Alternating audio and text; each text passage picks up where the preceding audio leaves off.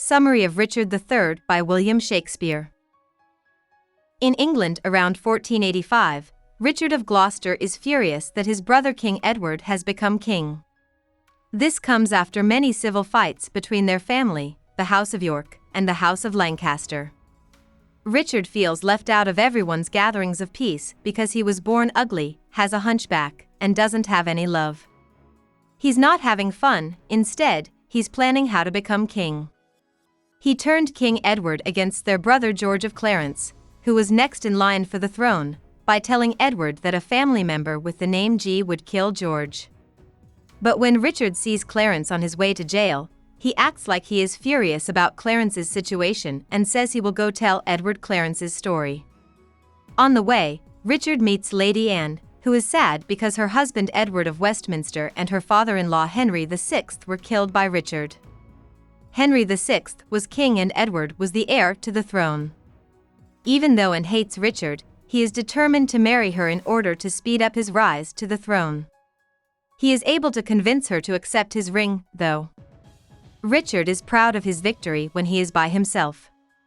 While this is going on, Queen Elizabeth is afraid that Richard, who doesn't like her or her allies, will take power since King Edward is sick.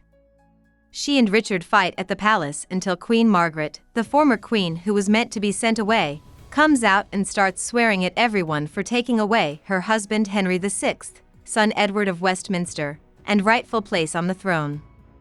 Everyone works together to hurt her. She curses everyone there, but she saves the worst for Richard. She says that Richard will make everything bad. Richard sets up Clarence's murder in secret, and when King Edward frees Clarence, Richard acts like he's just as upset as everyone else. That same day, King Edward passed away. His son, Edward Prince of Wales, was brought to London to be made king. At the same time, Richard and his friend Buckingham are planning to make Richard king instead.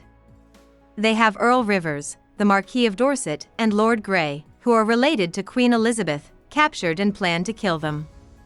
That night, Lord Stanley has a dream in which Richard cuts off the head of Lord Hastings. He tries to warn the trusted Hastings to run away, but fails. Sir William Catesby tries to get Hastings to agree with Richard's plan, but he refuses. Soon, Richard finds a reason to have Hastings killed. With the Lord Mayor's help, Richard and Buckingham tell everyone that Richard is going to be crowned king, but people are shocked and not excited at all. To get along with Buckingham, Richard acts holy and humble while turning down the crown offer over and over again. Richard only accepts it when Buckingham forces him to. Richard has now been crowned king. He puts King Edward's kids in jail and tells Buckingham to kill them. Richard finds another hit man when Buckingham starts to doubt himself.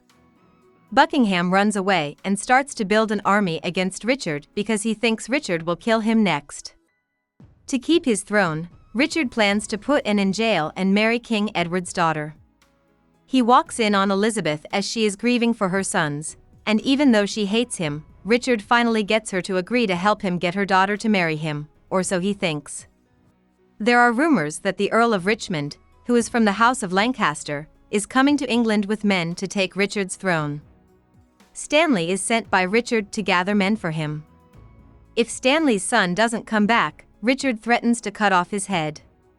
Stanley plans behind the scenes to side with Richmond and notices that Elizabeth is eager to give Richmond her daughter's hand in marriage.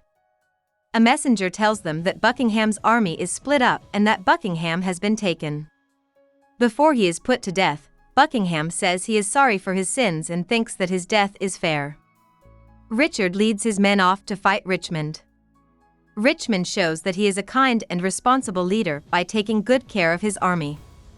The night before the fight between Richard and Richmond, the ghosts of all the people Richard killed come out into the night and curse him while blessing Richmond.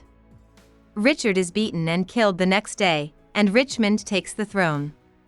He starts the Wars of the Roses and makes peace by marrying young Elizabeth, King Edward's daughter, which brings the houses of York and Lancaster together for good. About the author. Shakespeare was born in Stratford-upon-Avon, Warwickshire, and grew up there. His father worked as a glove maker, and Shakespeare only got grammar school education. Back in 1582, he married Anne Hathaway. But around 1590, he left his family and went to London, where he worked as an actor and playwright. Shakespeare was an instant hit. He quickly became the most famous writer of his time and a part owner of the Globe Theatre. King James took his acting group and named them the King's Men in 1603. In 1613, Shakespeare moved to Stratford-upon-Avon.